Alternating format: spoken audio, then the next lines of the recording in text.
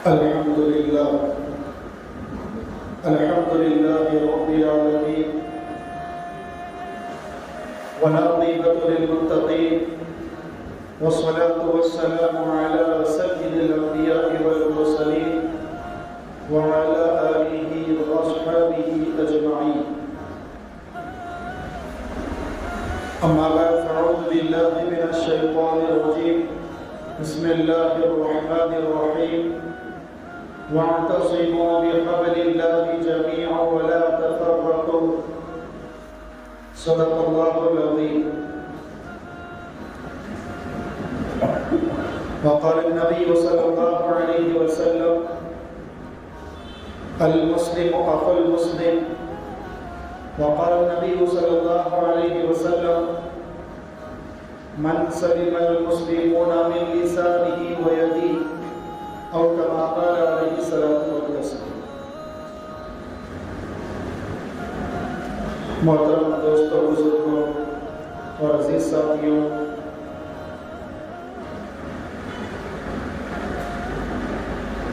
خطبے کے بعد جو آیت کریمہ تلاوت کی گئی اسی کی تفسیر اور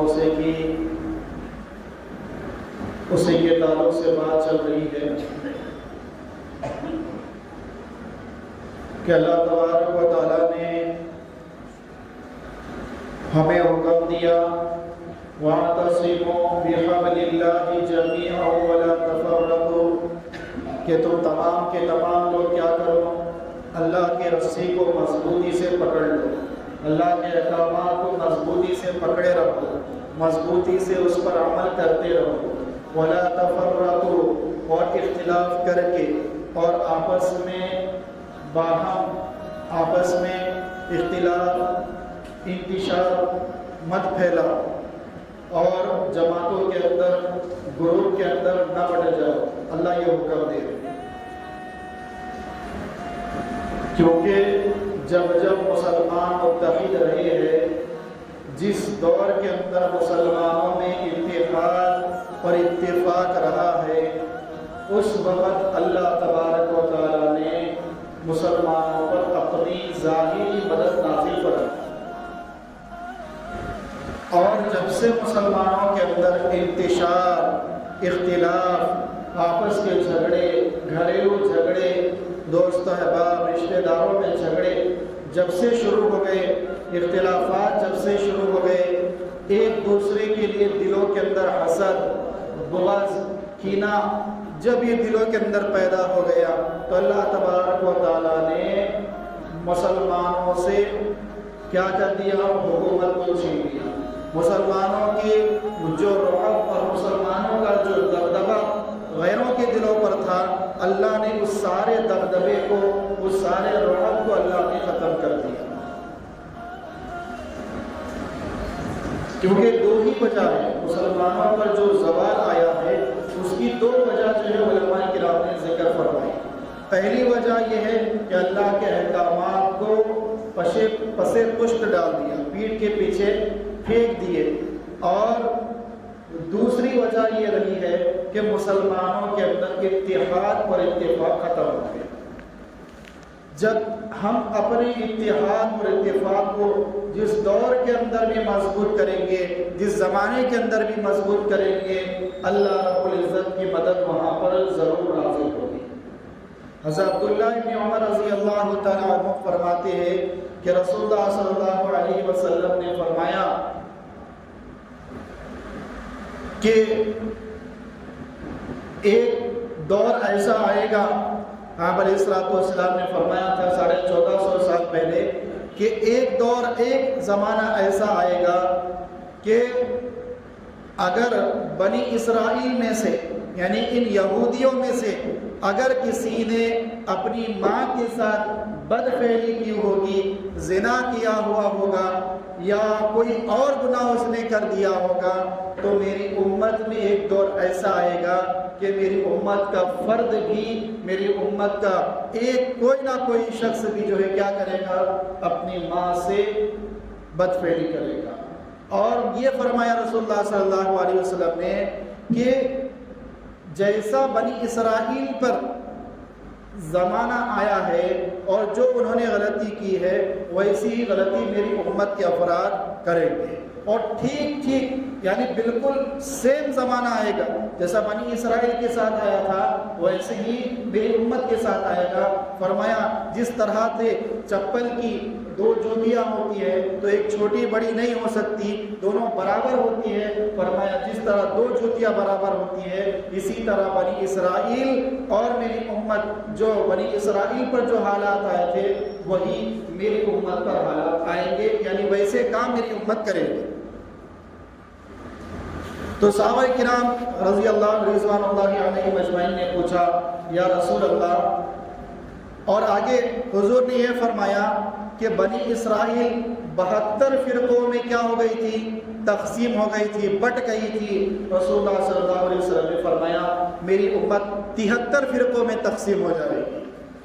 تو صحابہ نے پوچھا فوراً کہ یا رسول اللہ ان 73 فرقوں میں کون سا فرقہ جو حق پر ہوگا اور 72 فرقے جو ہے وہ ناحق ہوں گے، گمراہی پر ہوں گے؟ تو رسول اللہ صلی اللہ علیہ وسلم نے فرمایا کہ جو میری اور میرے صحابہ کی اتباع کرے گا، میرے طریقے پر بتائے ہوئے طریقے پر عمل کرے گا اور میرے صحابہ کی زندگیوں کو دیکھ کر اپنی زندگی بنائے گا، فرمایا وہ ایک فرقہ جنت میں جائے گا، اور باقی 72 فرقے جنہوں نے اپنی منمانی زندگی گزاری ہوگی، جنہوں نے اپنے خواہشات کے اوپر چلا ہوگا، جو اپنے دل کی بات سن کر جو ہے عمل کرتے رہے زندگی میں، جو رب کی مرضی کو نہیں بلکہ اپنی مرضی کو آگے رکھا، فرمایا رسول اللہ نے ایسے 72 فرقے گمراہی کے راستے پر جائے۔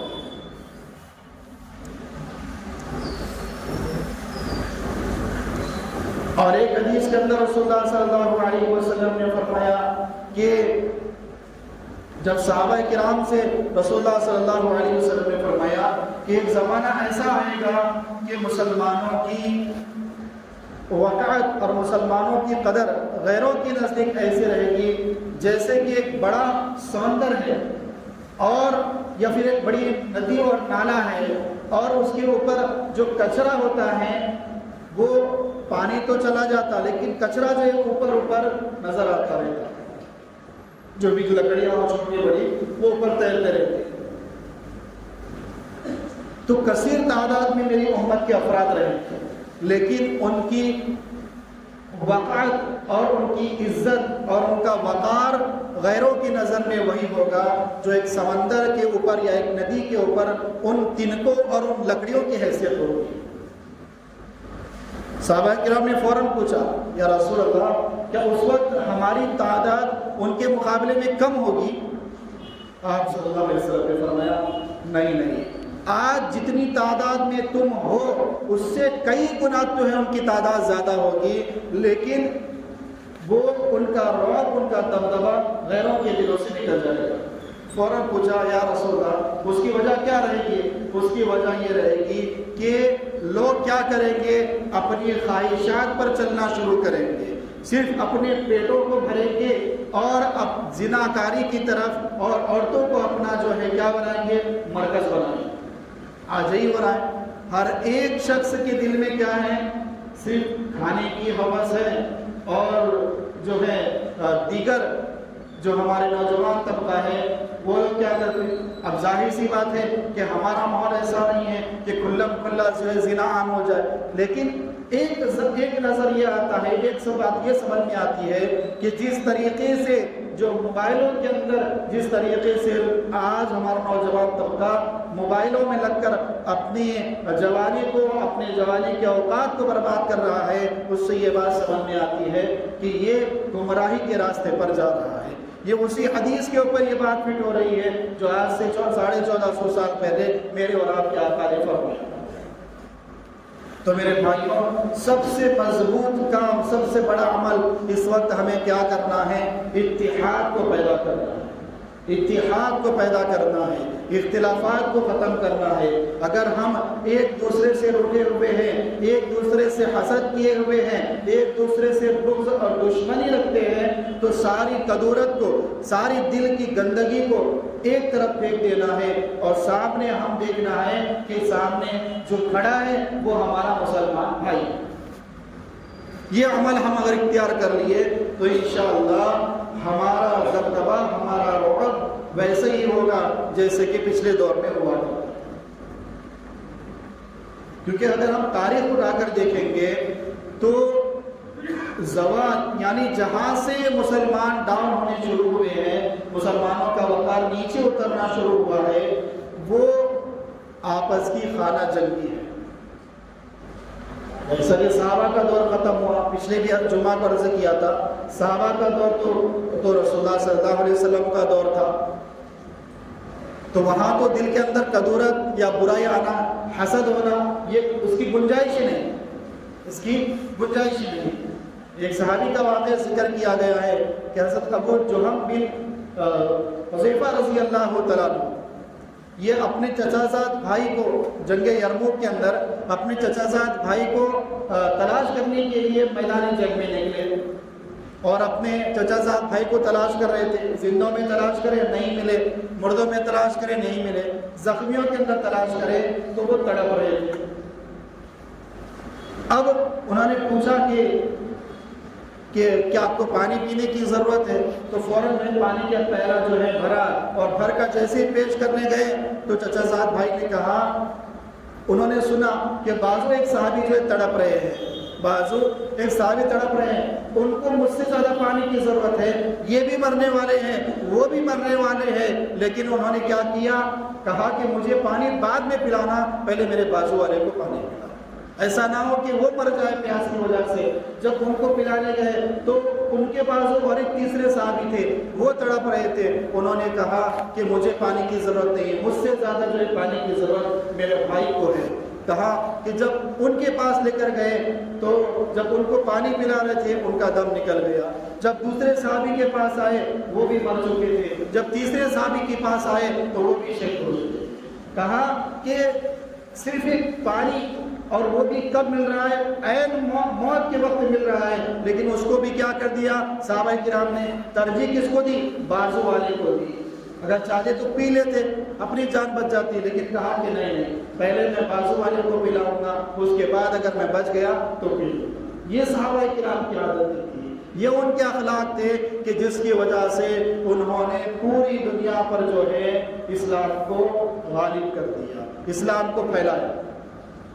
ورنہ مکہ کہاں اور ہم کہاں؟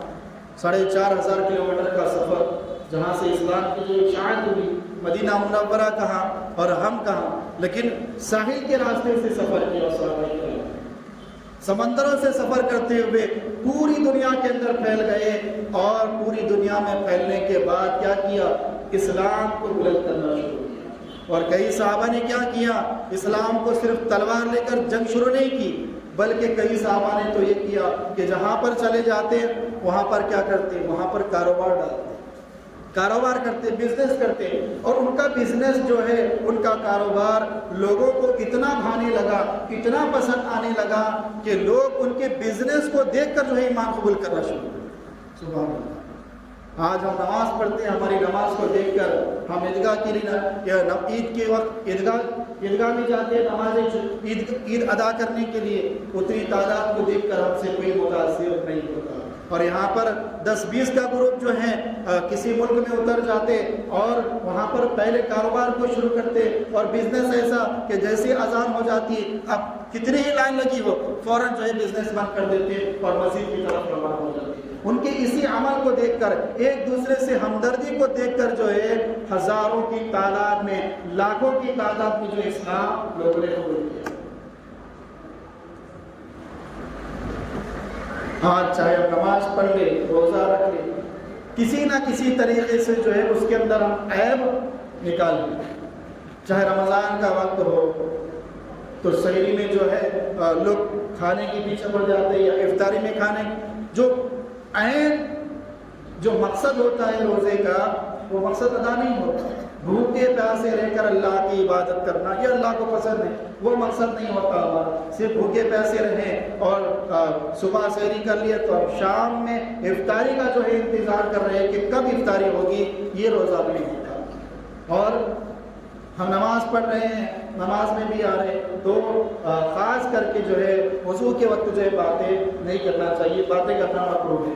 تو اور مسجد میں بھی جو ہے مسجد کا استحضار ہونا چاہیے، مسجد کا ادب ہونا چاہیے۔ بہرحال یہ دوسری بات ہے، میں عرض یہ کر رہا تھا کہ اتحاد اور اتفاق جب سے ختم ہوا ہے تب سے مسلمانوں کا زوال شروع ہوا۔ صحابہ کرام کے دور میں اتحاد اور اتفاق کی تو مثال رہی۔ انما المؤمنون اخوہ، جو قرآن کی آیت نازل ہوئی، اس قرآن کی پوری تفسیر صحابہ کی زندگی سے نظر آتی ہے۔ پھر اس کے بعد صحابہ کا دور ختم ہوا، تابعین کا دور شروع ہوا، تابعین کا دور شروع ہوا، بزرگان دین کا دور شروع ہوا، پھر اس کے بعد آخر میں بادشاہوں کا دور شروع ہوا۔ جب بادشاہوں کا دور شروع ہوا ہے اس وقت کے جو خاص کر ہم اپنے دور کے بادشاہوں کو پکڑ لیں، ہندوستان کے جو مغلیہ جو سلطنت رہی ہے ان کے اندر بھی بادشاہ اسلام کی شریعت کے پابند ہوا کرتے تھے، لیکن ان کا معاملہ بھی ایسا تھا جیسا آج ہمارا بنا ہوا ہے، رات بھر جاگنا دن بھر سونا، رات بھر جاگنا دن بھر سونا۔ ابھی چند روز پہلے میں حیدرآباد گیا تھا، تو وہاں جانے کے بعد 2 بجے کے قریب ناشتہ سامنے لایا گیا، تو میں نے کہا ساتھیوں سے کہ آپ بھی ناشتہ کریے ہمارے ساتھ، کہا کہ ہم اتنا جلدی نہیں کرتے، 4 بجے ہمارا ناشتہ ہوتا ہے۔ میں نے پوچھا کہ آپ سوتے کب ہیں؟ تو کہا کہ رات بھر جاگتے، یہ ہمارا بیٹا ابھی صبح کو 7 بجے آیا ہے۔ کیا زندگی ہے؟ رسول اللہ صلی اللہ علیہ وسلم کی عادت شریفہ یہ تھی کہ آپ عشاء کے بعد فوراً سو جایا کرتے اور صبح تہجد میں اٹھا کرتے، صبح تہجد میں اٹھا کرتے۔ جس طرح سے اگر ہم بازار کی طرف چلے جاتے ہیں تو بازار میں ایک شور ہوتا ہے، کسی بھی ریلی والے کا، کسی بھی دکان والے کا، پھل فروٹ والے کا، ایک آواز رہتی ہے بازار کے اندر۔ تو ایسی آواز حضور کے دور میں مکے کے اندر، مدینے کے اندر تہجد کے وقت آیا کرتی تھی، قرآن کی آواز، چلانے پکارنے نہیں، قرآن کی آواز۔ اور اس وقت یہودی جو تھے، پہلے سے دشمن رہے وہ لوگ، تو یہودی اس وقت دل میں جو ہے، جو منافقوں کو کہتے ہیں، دل میں اسلام نہیں، ظاہر میں اسلام پیش کرتے کہ ہم مسلمان ہیں، لیکن اندر سے اسلام کو، حضور کو، صحابہ کرام کو تکلیف دینے کی سازش ہمیشہ رہتی۔ تو ایسے یہود بھی حضور کی رعب کی وجہ سے، حضور کے دبدبے کی وجہ سے کسی یہودی، کسی منافق کی یہ عادت نہیں تھی کہ وہ تہجد قضا کرے۔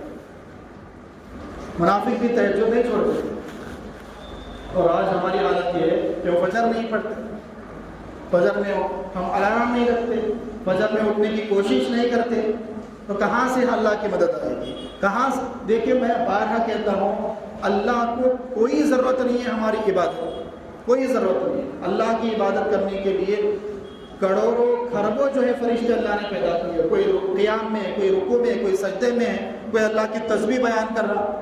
یہ جاندار جو چرند پرند جو ہمیں نظر آتے ہیں، یہ 24 گھنٹے اللہ کا ذکر کرتے ہیں۔ چڑیا جو چہکتی ہے، ہمیں لگتا ہے صرف پکار رہی ہے، لیکن اللہ کی تسبیح بیان کر رہی ہے۔ درخت جو ہے ہوا کے ذریعے سے ہلتا ہے تو ہم سمجھتے ہیں کہ یہ ہوا سے ہل رہا ہے، یہ اللہ کی تسبیح بیان کر رہا ہے۔ پہاڑ اللہ کی تسبیح بیان کر رہے ہیں، سمندر کی لہریں جو اللہ کی تسبیح بیان کر رہی ہیں، سمندر کی مچھلیاں اللہ کا ذکر کر رہی ہیں، جانور بھونکنے والے، کاٹنے والے، سارے کے سارے اللہ کی تسبیح بیان کر رہے ہیں۔ ہمیں لگ رہا ہے کہ یہ اپنی بولی بول رہے ہیں۔ صرف اکیلا ایک انسان ہے جو صرف دنیا دنیا کرتا ہے، اور ساری مخلوقات ہے جو اللہ اللہ کرتا ہے۔ افسوس کی